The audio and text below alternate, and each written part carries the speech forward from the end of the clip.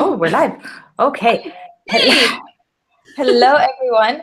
Welcome to Wine, Women, and Words. Sorry we for the made it. delay. We made it. Thank you to our friends over at Pop Culture Cosmos for coming to our rescue. Yes, we hit a snag on our YouTube channel, so they're graciously letting us use theirs for the time being while our snag gets cleared up. Yes, because apparently if you put a hashtag in the description, everything else just comes to a shutdown. And you lose all of your YouTube privileges. So we're learning the hard way, and we were trying to figure out what it was that we were doing that was so wrong. But apparently, and I was thinking, apparently it's a hashtag, but I was thinking, does Girl of Hummingbird Lane sound like a sex thing? I mean, really, we're talking about something, really good, and it's not a book, you guys. We're not being racist. We're trying to figure it out, going, all we want to do is drink wine and talk about books. What's the matter with that? Why is the man trying to keep us down? But we made it. And Culture Cosmos. Yes, thank you so much. We'll be airing here every Thursday night for a little while. Hopefully not too long, but for a little while. Hopefully the YouTube gods will see fit to smile down on us and be like, all right, first strike, you're bad. We got you. It's good. We are, when this whole situation started, I was about up here, and then panic set in while we tried to figure out what we did wrong, and then indignation set in while we were down to about a half a bottle of wine. So it's going to be a fun episode. So we are reading The Girl of Hummingbird Lane by Lisa C. Are you still on your library? Everyone knows that it is a book. It's nothing gross or nasty or anything. Because we're like, is it because the word humming is in it? Like, is it that? Is it because like tea girl? I don't know. Is there some kind of weird I know there is such a thing as tea bagging. But I think there was such a thing as tea girling. That's weird. So we're pretty sure. I wasn't even thinking, and I put a hashtag in the description. And thinking, not even thinking actually, but we've narrowed it down. We think that's the cause of the little snafu. And really, how many times do you get to use the word snafu in a sentence? If it wasn't for the fact that we're having to deal with YouTube, I'd be really thrilled about being able to. So, but we are going to talk about the book that we're reading this month. Lisa will be joining us on the 30th. We went over this before. Mm-hmm. And this is really such a great book club book. Like, you can have so many interesting conversations about all the different themes that we're reading about. And this is me getting super literary for a moment. But we're having a really good time. And I started texting Diana earlier today, and we had to stop because we were going to say all the things that we wanted to say tonight. Yes. Over text messages. Okay, before we go on to the book, though, important stuff we need to discuss. What are you drinking? I'm drinking. I don't actually know what kind it is. It says red wine, which yes, very good. It's called Black Ink. But I think it's just like a blend because it doesn't say what it's very good. We have a food store here that has a really nice wine section, and one of their wine sections, they take really good wines and bring them down below $10. So this is actually like a $20 bottle of wine, but I got it for $10. So yay! I actually I splurged on my wine today. I spent $12 on this bottle, and I couldn't help it because it was so perfect for going with the theme for the month. It's a Riesling from Washington State, but it's called Kung Fu Girl. And check out that label. Is that label not badass or what? That's so perfect. I like being able to swear. We don't have the regulations, the FCC regulations, everybody does. And I like to swear. I'm a girl with a bad vocabulary. I swear all the time, and now I'm afraid to say stuff. Well, if we haven't been flagged yet for your language, I think we're okay. Yeah, you know, that is a good point. Because I have said fuck multiple times. We'll just throw that one out there, just to be safe. There, let me go ahead and get another channel ban. Sorry, Gerald. We won't do that to you, I promise. This is what happens when Pop Culture Cosmos comes to our rescue. I was just thinking, we're trying to figure out, because with everything that's happening, we can't live stream until everything gets resolved. And I remembered that I saw that you can invite people to a live streaming on Instagram. But Instagram, live streaming on Instagram doesn't record. No, but you can save your live streams. Something to look into. Maybe not for an hour episode, but we can have some fun with it. But we could have some fun with it. We have to make sure that there are no guidelines that we're violating them. I mean, come on. We're all about wine and books and loving on anything but Twilight. Yeah. Come on. Sparkly vampires are not. Unless it's Lost Boys vampires, I'm not interested. Unless it's Kiefer Sutherland vampire, I am not interested. That's Lost Boys. Oh, did you say Lost Boys? It cut out for a second. I wasn't sure what you said. Yes, I said Lost Boys. Come on. Then we're on the same page. Kiefer Sutherland vampires. Mm-hmm. So this evening, I'm going to finish this bottle of wine before the episode is over. That's your goal for the night. It's important to have goals. Mama didn't raise a quitter. So this evening, we're basically going to talk about the entire part 2 of the book. Or I should say, we should say up to part 3, because I don't think we finished part 1. Okay, true. So up to part 3. If you haven't read that far, no worries. Maybe just watch this episode tomorrow, because we'll be spoiling everything. Yes, so we'll give you a couple seconds to turn off. All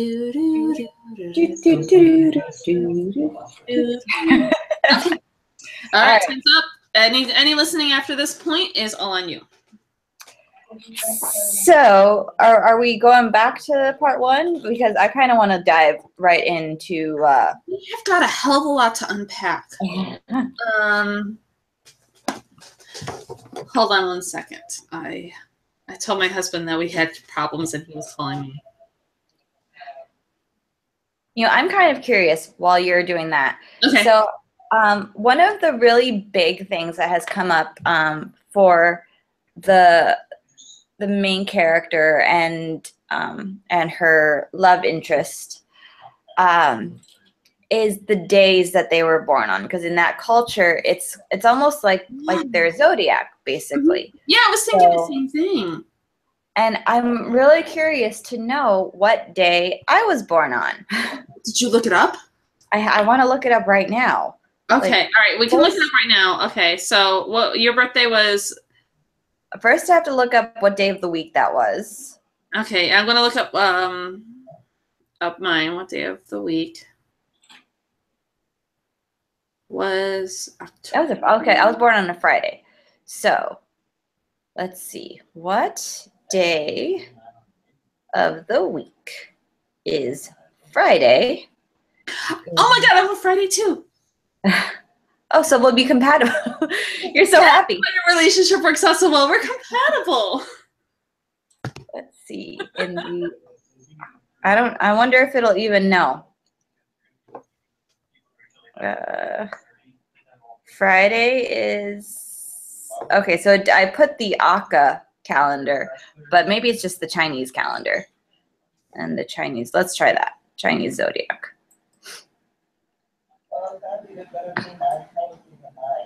But if this doesn't know, then what we should ask Lisa. We'll save that for. And what is, like, seriously, okay, determine your month, day, and hour animal. I just found this Chinese astrology. I'm going to have to probably, I'll share this on our Facebook page because this is going to be really fun. Yeah, Fridays are rabbits, snakes, and dogs. We're probably at the same website. Are you on exemplar.com? Yes, ma'am. We are. Okay, so yeah, Friday is rabbit, snake, and dog. So we're loyal and cunning and fast. Yes. We're into a T.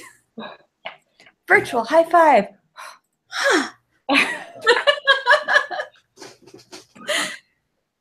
Oh my gosh. I now, you see, earlier this week I was teasing Michelle. I told her she was my heterosexual life mate. This just proves it right here. My husband thinks we're crazy.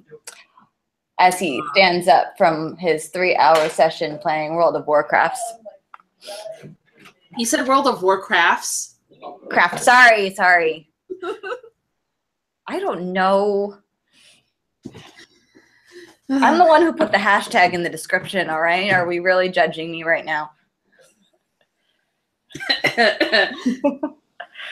Kind of, sort of, not really. Okay, so back to the book. So, yeah. All right, so where we left off, because there's so much that happens. This book, so much happens within the first 2 parts. Just seriously. So where we left off, I don't remember where we left off. Right when the teacher, she asked the teacher for help. Yes, okay, so she asked the teacher for help, and she has this promising future ahead of her, and she goes on to a secondary university. Secondary school. It's not university yet. And then, of course, the trouble boy comes along. Sandpop. Well, and he is, if you read at the beginning, he is the little boy who stole the pancake and gave her a bite and got her all in trouble.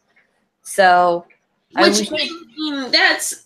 are so harsh, and everything is so strict. I mean, the slightest thing, and it's death or exile. Well, first, I mean, at first I thought the teacher, and I know I'm gonna butcher his name, but Professor Zhang, or the teacher. We decided in our fantasy casting that he would be Jackie Chan. Okay, so you're going with me on that because I just keep seeing him in that role. Well, after seeing Jackie Chan do Mr. Miyagi, I feel like he has that teacher vibe, like, and at first I did not like the teacher. I thought he was a jerk, and I didn't like him at all. But he actually like really believes in her and fights for her, and like even getting her father and the village elders and everyone to agree that a girl should have a higher education was huge. And he actually fought her father for it. Her father said no, and he kept going. Because, I mean, in a culture where she's not even called by her first name, she's called Girl. So just for her to be able to get an education is a coup. And the fact that he stood up and said, this girl deserves an education is huge. And then it comes back and bites her in the ass. And everyone... Because this age-old story, it's a tale as old as time. A song as old as wine. A girl falls in love with a boy, and she just throws it all away. Well, that too. I was gonna say, are you trying to like throw as many copyright things out there as you can? No, I'm not a rebel. I swear. Well, I was one of the things that I forget if it was her father. I think it was her father when he like hopped on board the whole education thing. He said, if she speaks Mandarin, she'll be like the #1 woman in our village, and she'll be able to translate, and she'll be like our ambassador and everything. And then the outsider from, I forget where he's from Hong Kong, comes, and she's the translator, and everyone blames her for the fact that this outsider is there because she has to translate. So I feel like she can't really win. Yeah, the poor girl's damned if she does, damned if she doesn't. But she definitely, and for all like the restrictions that this culture has on women, like, she's a lowly daughter, she's the youngest, so she's nothing, she's worthless, and if you have twins, you have to murder them, and all that Yeah, that stuff. was so heartbreaking. And that happens within the first, within the first 50 pages. Yeah. But He doesn't pull any punches. But they are wide open with the intercourse. Yeah, that was really interesting. The fact that they're so strict about everything, but yet if you notice, it's still on the woman. Well, the woman yeah. can't come to a head. So I'm assuming that means she can't orgasm? No, coming to a head is getting pregnant. Okay, so okay. You learn something new every day. Hashtag the more you know. The more you know. Okay, so all right, so yes. Damn it, I shouldn't have drunk so much wine. This is what happens when you stress me out, Michelle. Okay, so you're allowed to have intercourse, but you can't get pregnant. Yes, I'm guessing birth control is not allowed. There's no such thing in this culture as birth control. I mean, you think you'd be able to choose some birch or something. So do they do the old like pull and pray method? That is so effective. Or like, do they know how? It doesn't sound like they do pull and pray. At least everybody but Sampo does pull and pray. Wow. And the reason I say the intercourse is because that's how they call it. It's the intercourse. Yeah, it's not sex or any other word. Diana's favorite four-letter word.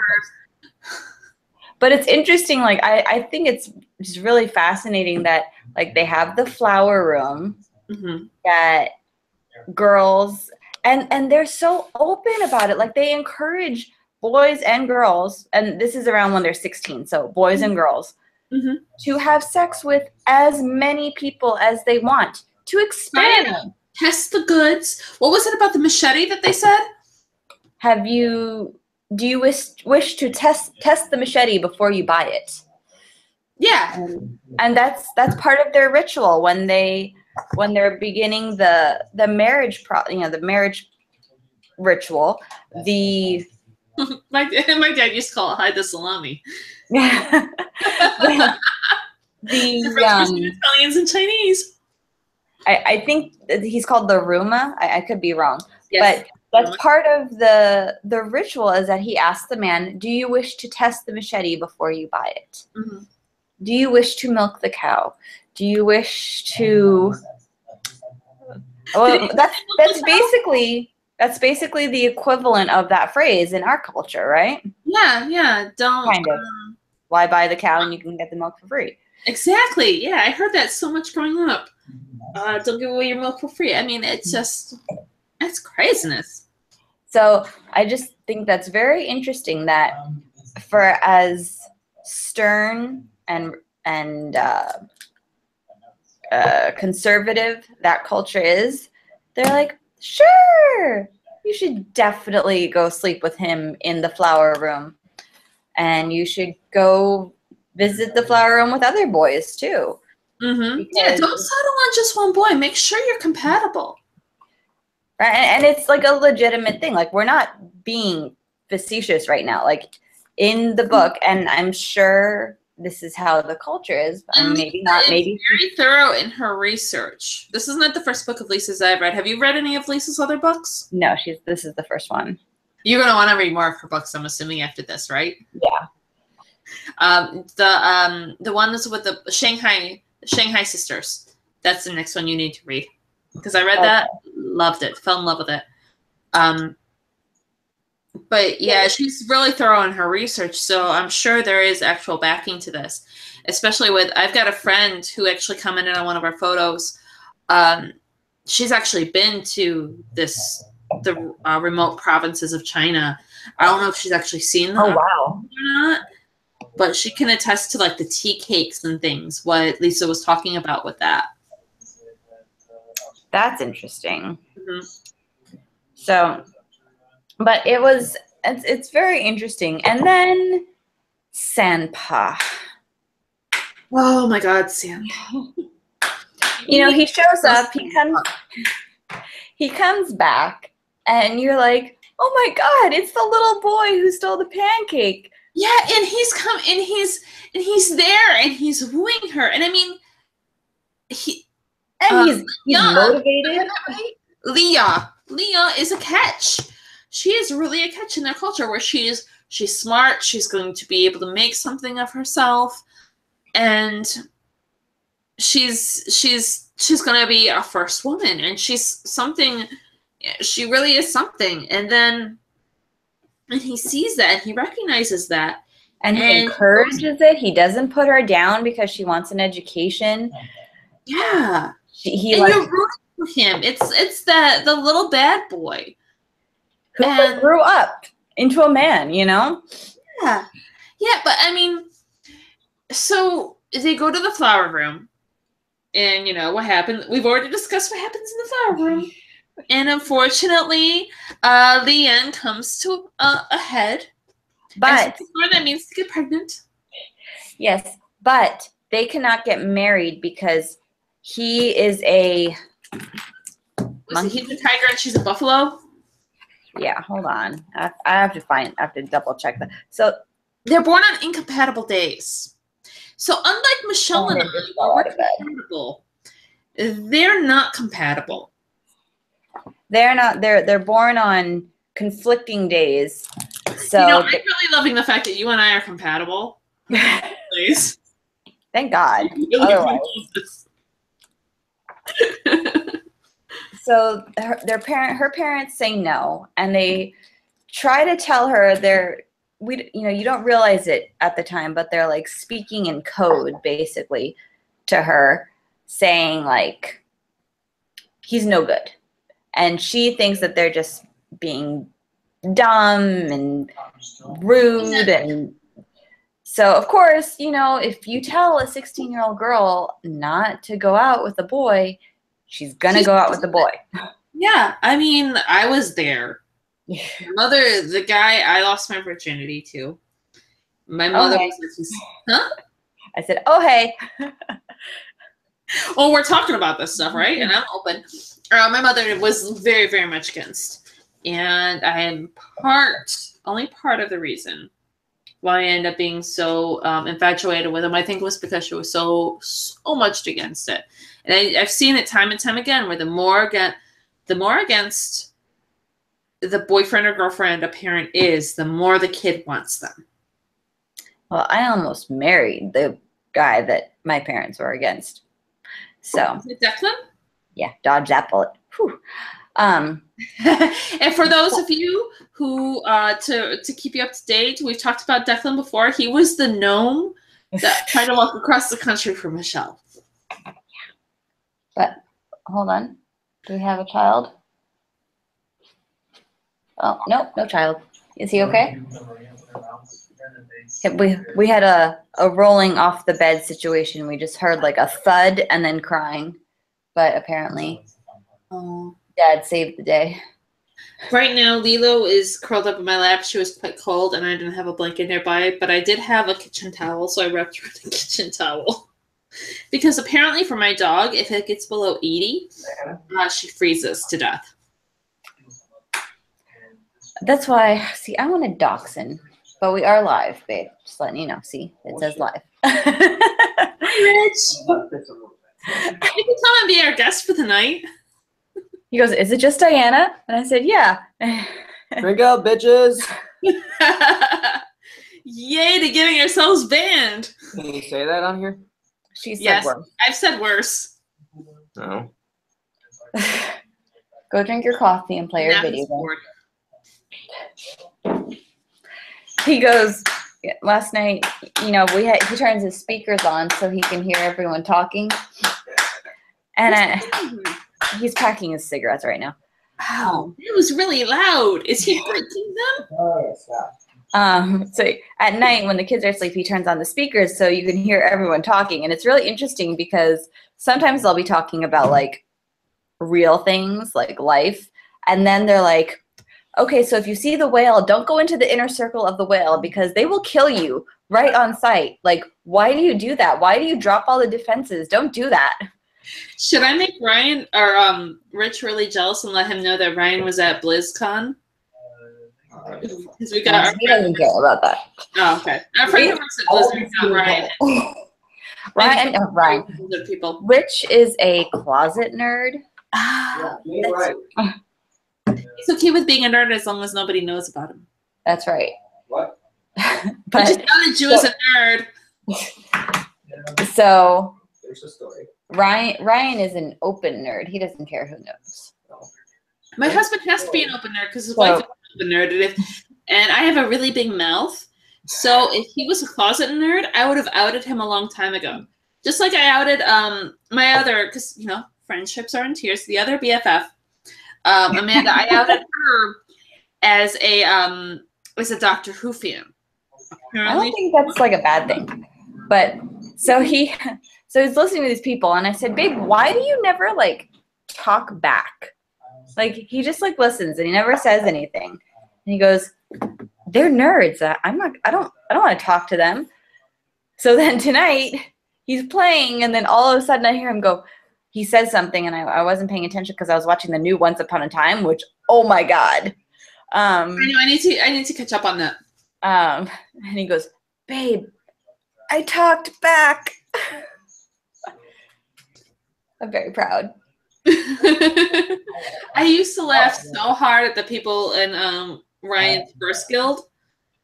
What were you trying to spell out? F-E-R-D. Oh, I didn't know. So apparently they were playing like the game equivalent of the basketball game horse, you know, where you have to spell out horse. Uh-huh. And he got an N. And he got mad at me that I messed that up. But I didn't know what word they were spelling. No. What were they spelling with the I N? think I messed up that story. You did. It was horrible. I did. It was horrible.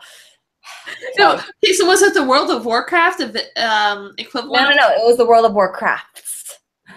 Oh, that's right. It's World of Warcrafts. Not Goes, there's no S. And he goes outside to smoke a cigarette. Anyway, we have digressed. We totally have, because we're making fun of your husband. Because making fun of husbands is fun. Especially the more one you've had. I swear I will finish this before the episode is over. And I'm going to hit you in the morning. I have to be at a high school tomorrow morning at 8 o'clock for a breakfast that I'm covering for the newspaper. Oh, what? In the words of Leanne, wow. Because I have to be at work by 8 tomorrow morning, which means I have to get up roughly around 6:30. Yeah, probably. Yeah, I don't know. Depends on what time the kids wake up. But So, Sinpop. We gotta get back to Sinpop. so all right. So Unlike our husband, he's not a very good husband. so first of all, and I didn't even think about this until she pointed out. He says he's gonna go to Thailand and earn money and come back and prove to her family that he is worthy of marrying her. And I thought that was so very. On one hand, I thought it was so very Man in Black, Princess Bride of him. Because, you know, Wesley, Man in Black, goes off. Yes. But then it's like he goes off and does that, and he comes back. And while he's gone, she finds out that she's knocked up. And she's kind of in a rock place.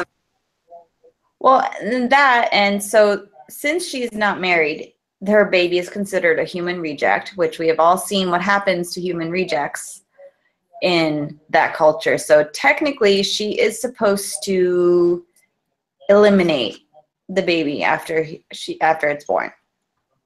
But this is when her mom totally starts stepping up, and I love her mom from this point forward. Now, we should mention at this point, we have casted Amma. Yes. Michele Yua, I might be butchering the name, or Yua.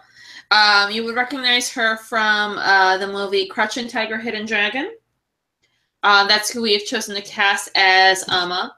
Because I figured for Amma, we have to have somebody who is at least 40. Because you figure they have their children young. She has 3 older brothers. Yeah, 2 older brothers. Oh, yeah, 3 older brothers. So she's the 4th one. So she's had 4 kids. So she can't be that old.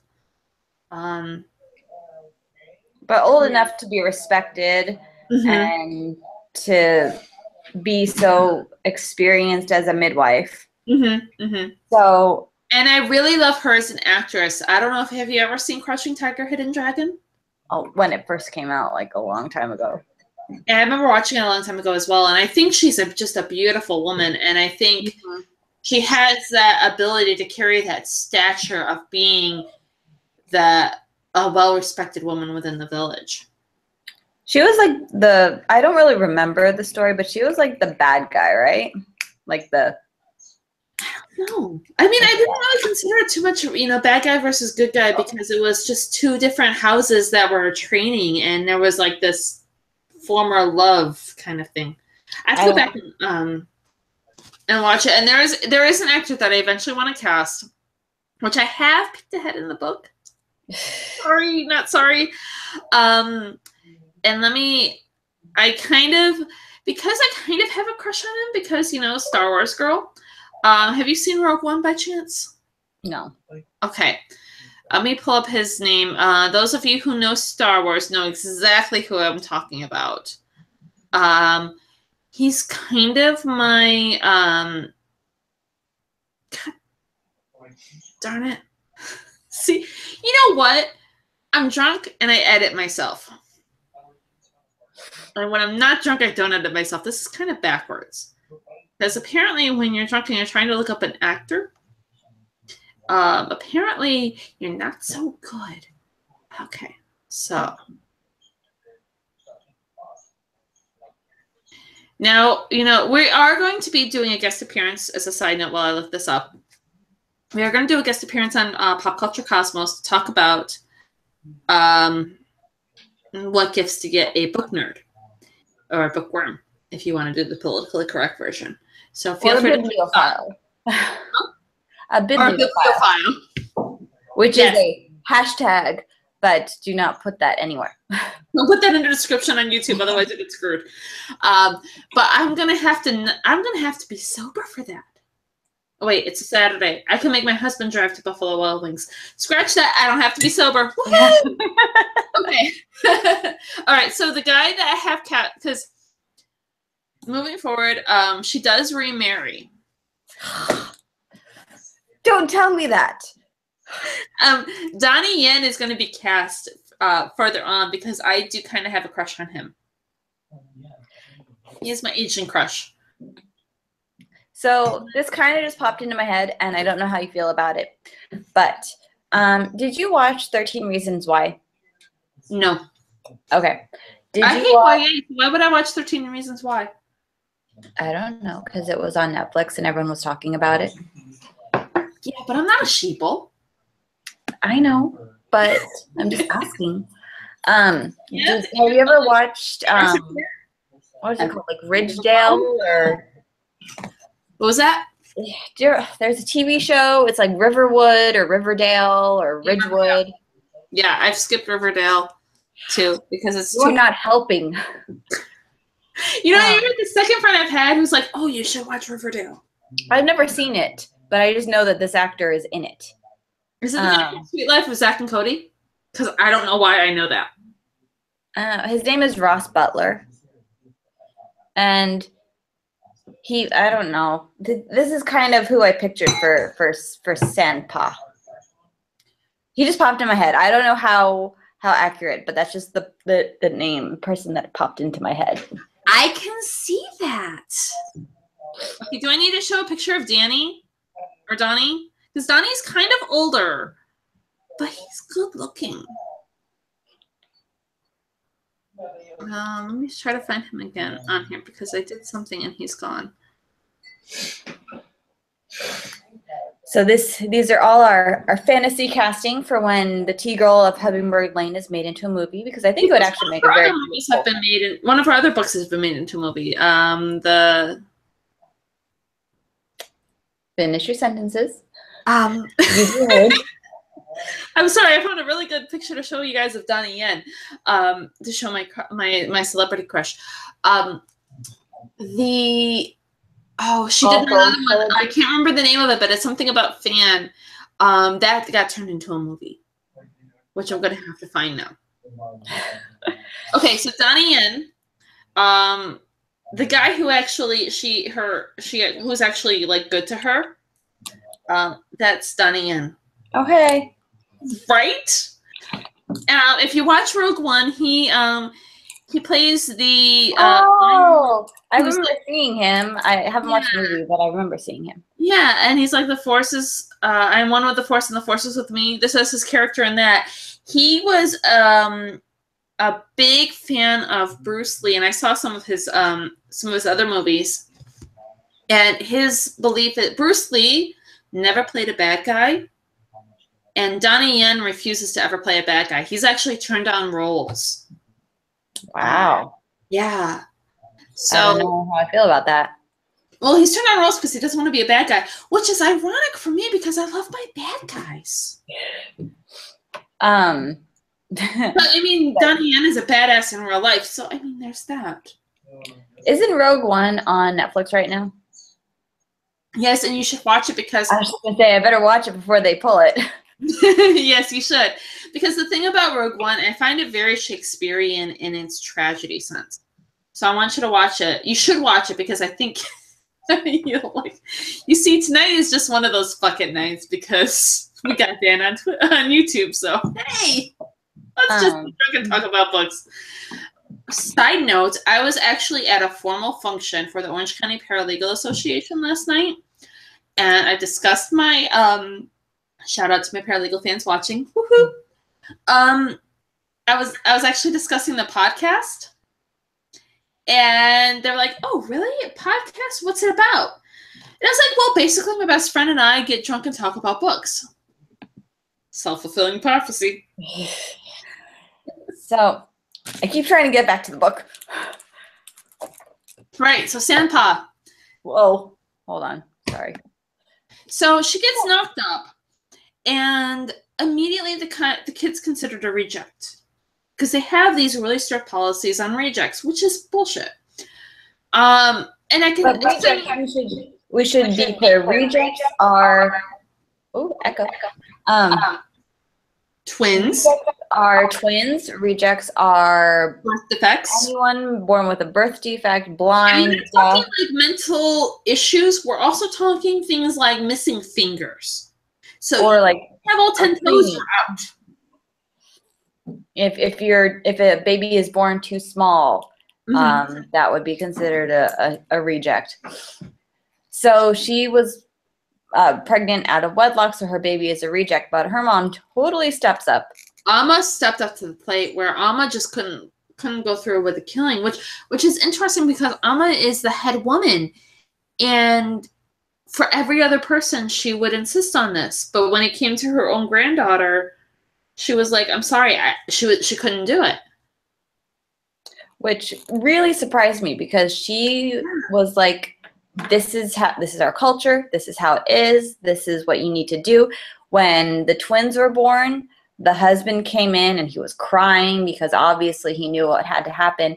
And she told him, when you go outside, you need to look angry. You need to be angry and make sure everyone sees you angry. So she was like a no-nonsense woman until this happened. I don't fully get. I mean, I know I've heard of cases in Africa where this has happened,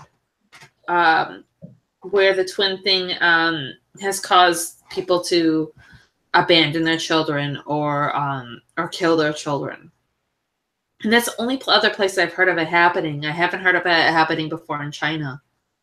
But what's also interesting is then after she goes to school and she starts learning more about China and the government, she learns, and then the village learns too, that the one-child policy doesn't apply to them, so they could have twins. Yeah, but it's against tradition. It's against the Aka way. Yeah, it's crazy. So and here's another thing where, and I think it's so interesting. Getting pregnant out of marriage is illegal according to her culture. So because she couldn't destroy the baby, she took it to an orphanage and left the baby there, which is illegal. So Is it illegal there? yep, they said that when they went back, because a Sanpa came back to marry her, Mm-hmm. and she told him about the baby and what happened and what she did with her, because they have a daughter. And they go back to the orphanage to try and get her back. And they said that abandoning the baby is illegal, and they try to arrest them, so they have to run. Mm-hmm. So you can't have a baby out of wedlock, but if you do and you take it to an orphanage, taking it to an orphanage is legal too. But killing the baby, not illegal. That's just for the Aka people. That's not for the Chinese people, because you would consider the fact that I think the Chinese people, you don't have the religious idiocracy that we have here when it comes to birth control. So you would think that the birth control would be available to them so that they can adhere to the one-child policy. I have to look into that, because I don't know. That would be interesting to find out. Mm-hmm.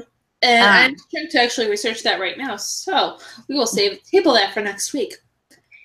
So then Sampa. So I thought when he came back, oh my God, you came back. Like, I was prepared to never see you again.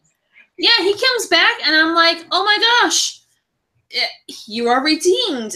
I thought you were going to be the asshole, just takes off and never comes back. And then he comes back and he marries her. And he stands up and he's like, hey, I did this for you.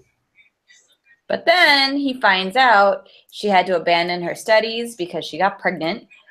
And for a second he paused, and then we find out the pause. Oh, and then I actually set aside something. During their vows. So he ends up marrying her. During his vows, I actually set this aside. Before they say all of these things before they leave, and I found this one section really fascinating. Never to overtake your husband on the path, she says. Remember never to crow like a rooster. Remember always that you are only a hen. I know.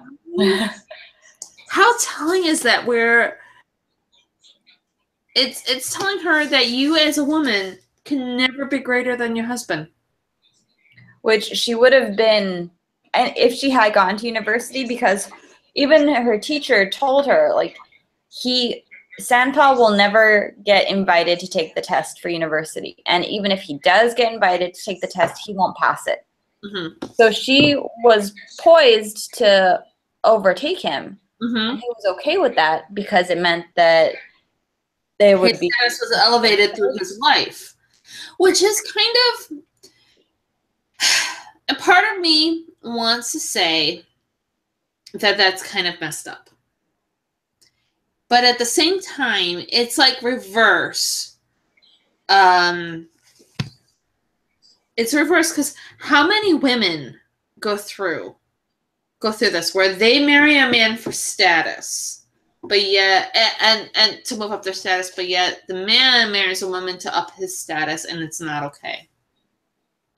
Okay, I see that argument. And this, my friends, is called drunk logic. Well, no, it's true. I mean, and when he finds out that she never went to university, and this is before he knew that she had a baby. So as far as he knows, she just didn't go. He paused, but he said he still wanted to marry her.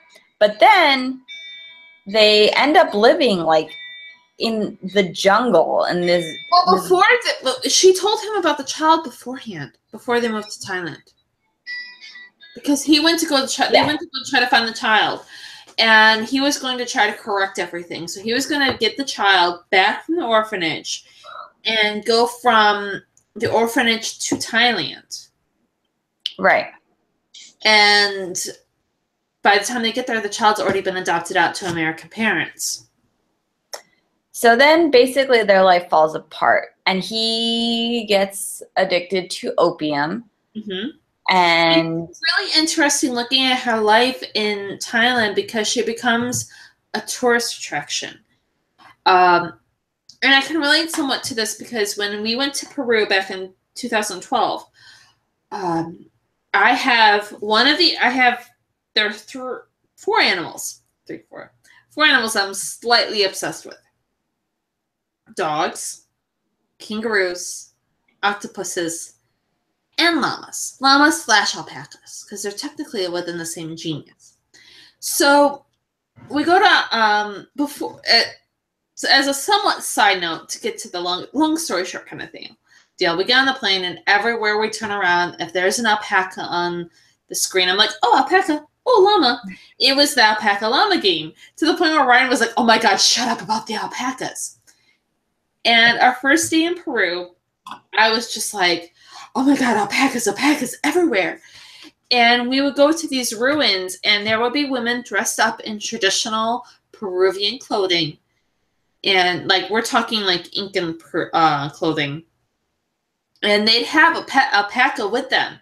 And they would charge you to take photos with them in the alpaca. And that's basically what Leanne was doing, was she was dressing up in the clothing so that people could take pictures with her. And then she was shoving their goods in their face, which I have been those tourists, because I go to weird places to travel. I think France was the normalest place for me to travel, which was weird for me when I traveled, because I think I mentioned this to you, Michelle. I was getting really annoyed with our family and friends. Oh, yeah. Yeah, because before we go to France, everybody was panicking about the fact that they were like, oh my God, be careful. Be really careful. Everybody was so worried about us traveling to France. Whereas we went to Mexico before the drug war issues. We've been to the Caribbean. We went to Peru. We went to Australia, where literally everything is trying to kill you. We've been to Fiji, and we've been to Costa Rica. And I don't think people grasp when you go to Costa Rica, there are lizards everywhere, which, I mean, reptilian people were in a heaven. You cannot go swimming in fresh water by yourself. We actually got taken over there was a stream behind our resort. We got walked over there in the evening, and the guide shines a flashlight over this little river. It was like above a stream, but like almost like river size. So it's like in between the two. And he shines a light, and all of these lights, just eyes of crocodiles, start glowing. And there were at least 50 crocodiles in this water. And then, of course, he's like, here, let's see if I can get them to go into action. And he starts hitting a stick on the water. No. See if he can try to get them to make any movement. And they're all watching us to see if we go into the water. And in Costa Rica, you also cannot step on leaves, because there is a viper called the fleur de lis. And basically, if it bites you, you are dead. And it hides in leaves, and it blends in with leaves. So this is why, one of the reasons why we got annoyed with everybody saying, oh my God, be careful in France. Because we're like, we've been to worse countries. We're most likely to get killed. So I have been that tourist that she talks about, where they go into this remote area, and they're like, oh, here, take pictures. Here, buy our stuff. Because when we were in...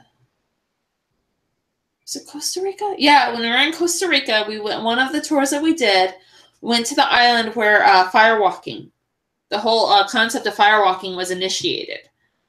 And we got taken to an indigenous village, and we got walked through the village, and it was third world conditions. And then we got taken over to a building where the locals just sold stuff that they made, sold stuff that they found, that they bought from somebody else. We've got a little like wooden glass. And oh, I'm sorry, it wasn't Costa Rica, it was Fiji. It was Fiji that this happened. This little wooden glass. We're like, okay, this kind of constitutes a tiki mug. It works. It works. It's part of the Polynesian culture. So I really related to the tourist side of that. And then when she was talking about to actually try to make money for them, because it got to a point where Sampo wasn't doing shit. He was a layabout husband. And you start to get the sense that he's on drugs. He's not doing anything for the family. And you really start to hate him at this point. And what I love about her, like the second she realized it, like the moment she realized that he was a drug addict and it was never going to get any better, she was like, all right, I have to leave. Mm-hmm. Like, she didn't wait around. She didn't, like, try to get him to change. She didn't do anything. She was just like, all right, clearly this isn't working. I'm going to leave. That's one of the things I really love about Lisa C's books. As I said, this is the second of one of hers I've read, is that she writes really strong women. And I wonder if that is just the culture. Like, I'm curious to know if that is just a characteristic of Liang, that she was just like, all right, I'm out, or if that would have been any woman in that culture when she realized that he was a drug addict and it would never get better. Like, he was unworthy, therefore she couldn't stay with him. Well, if you remember when she married him, the advice, because I love the advice from her sisters-in-law, was that she could leave whenever she wanted. She just couldn't come back to the village. Yeah. Yeah, they said, if you leave him, you can't come home. Make sure you have an escape route ready for you when you leave. And if you have any children, you have to leave them with him. So I feel like it's a blessing that her daughter got adopted out. Yeah, because any child of theirs would have died, basically, with him. I don't think it would have died. He would have sold them off. Or he would have, if it was a girl, he would have sold her off. He would have sold her into sex slavery, and she would have ended up in Bangkok, and ended up one of the sex slaves that you hear about in Bangkok. But so she leaves, right? She has no plan, so she did not follow their advice. At this point, we hate Sandpaw. I hate him with the heat of 1,000 suns. So she leaves, and I texted Diana this morning, and I said, I am supremely disappointed in Sandpaw. I mean, I was pissed off at him before this because he's making her feel exceedingly guilty about the adoption. But what is she left with? He's left her no word. He sent her no letters saying, hey, I love you. I'm still thinking about you. She has no way to reach him to let him know, hey, you knocked me up. You need to get back here and marry me. And she went to his village. When she found out she was pregnant, she went to his village to talk to his parents, and even his parents didn't know where he was. Yeah, so she was left with no choice. It was either kill his child or leave him at the orphanage. Or be disgraced by the entire village. And have no means to be able to take care of his kid. So she escapes, or she leaves, oops. And she's running through the jungle, and she wakes up one day and she senses him, and all of a sudden he's chasing her with a crossbow.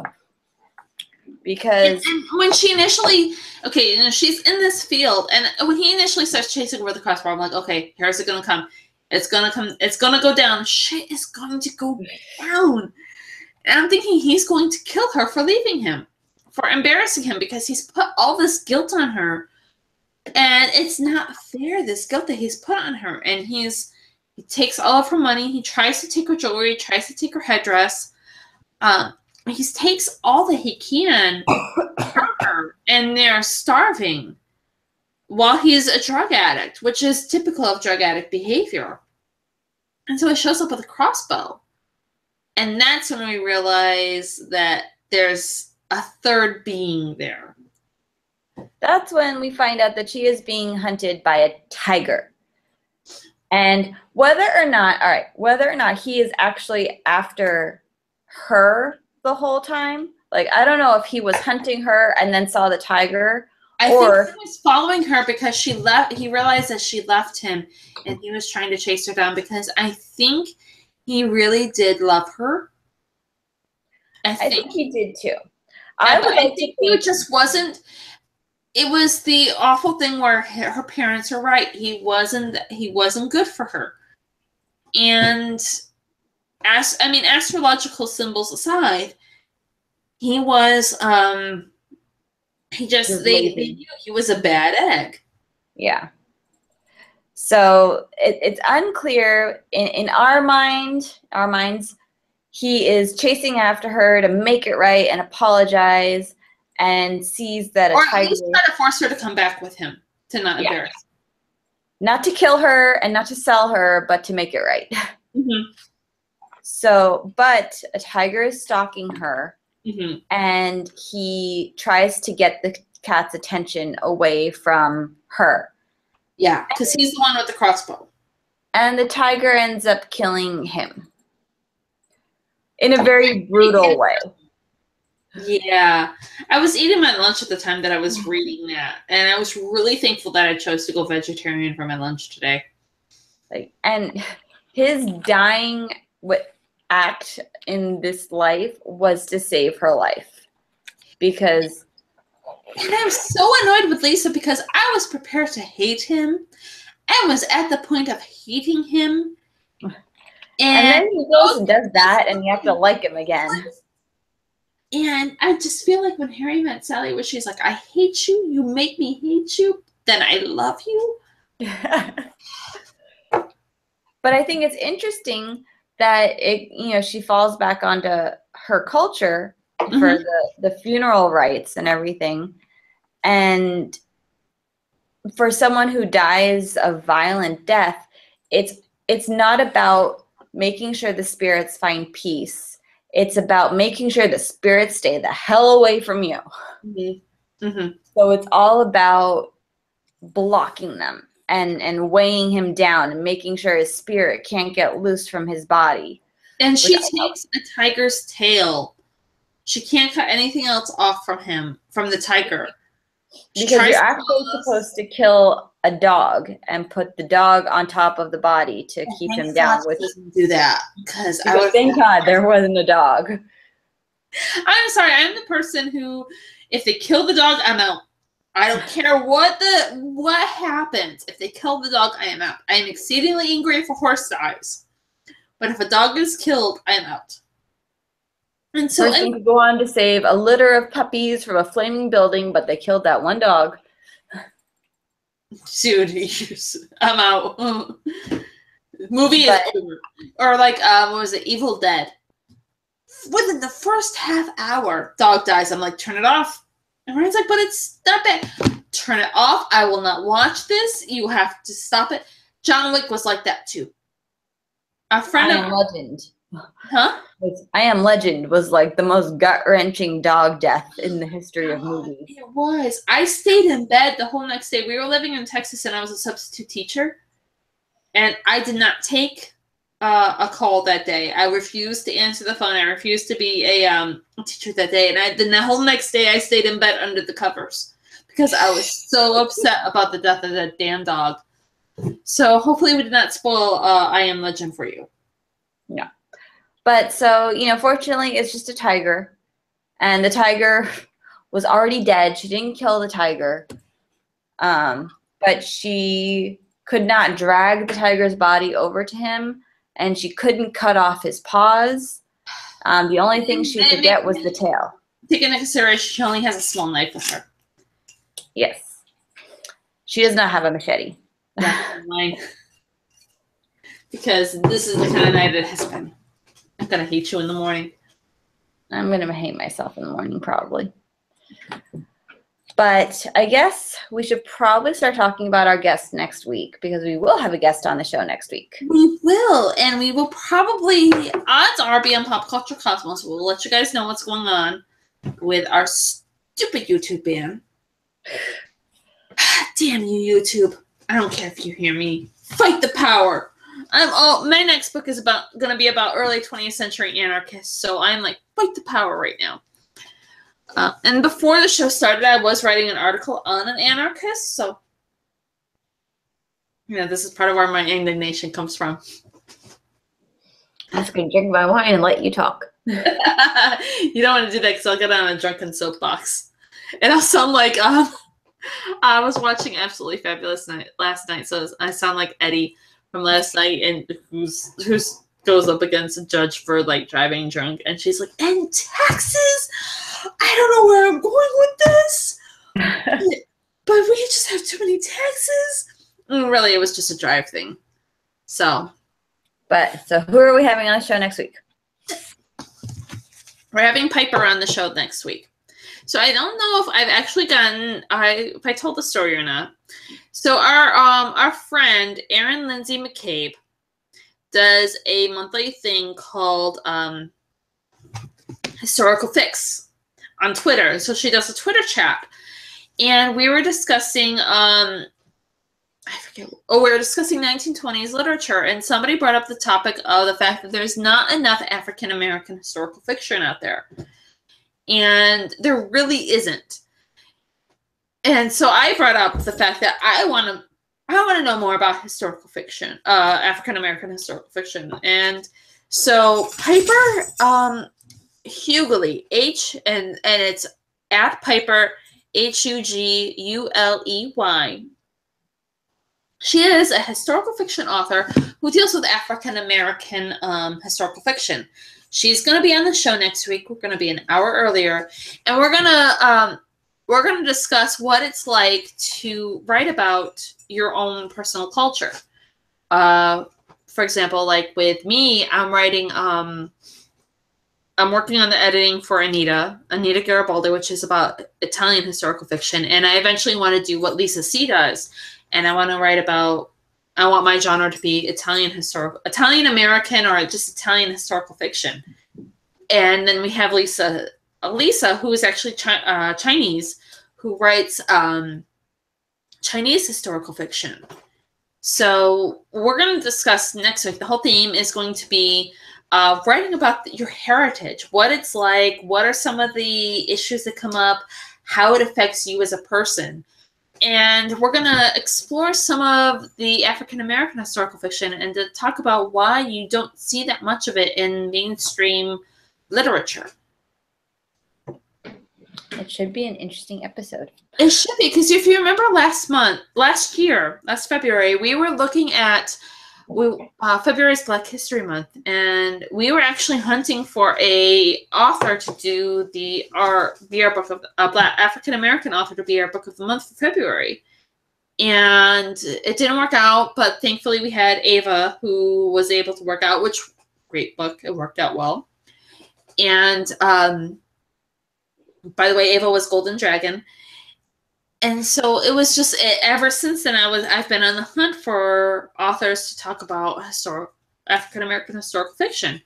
And so because I made that call out, like, hey, there's not enough and I want to know more about it, Piper hit me up and she was like, well, I'm an African-American historical fiction author. And I was like, well, you need to come on our show. And Drunken Rant Short, she's coming on the show next week. You're laughing at me. Shut up. I sent Pop Culture Cosmos a message saying, we are wrapping up now, 3 minutes ago. Okay, so we'll stop now. So good night, everybody. Well, thank you very much for Pop Culture Cosmos for hosting us this evening. Yes, and for being our knights in shining armor and coming to our rescue. Check out Pop Culture Cosmos's podcasts. Check out and their Facebook page and their website. And we will post links to them, and we will post links to this video on our page. We're going to get this uploaded on our YouTube when we're sober.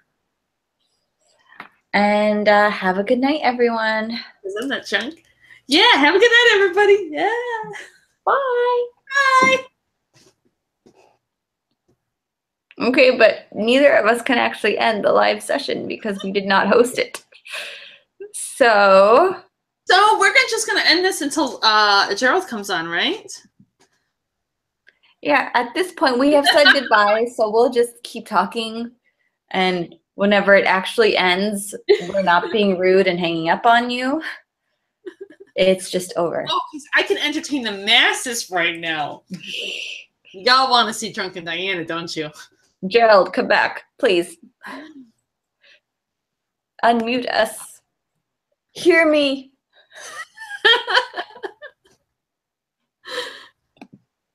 And that's the thing.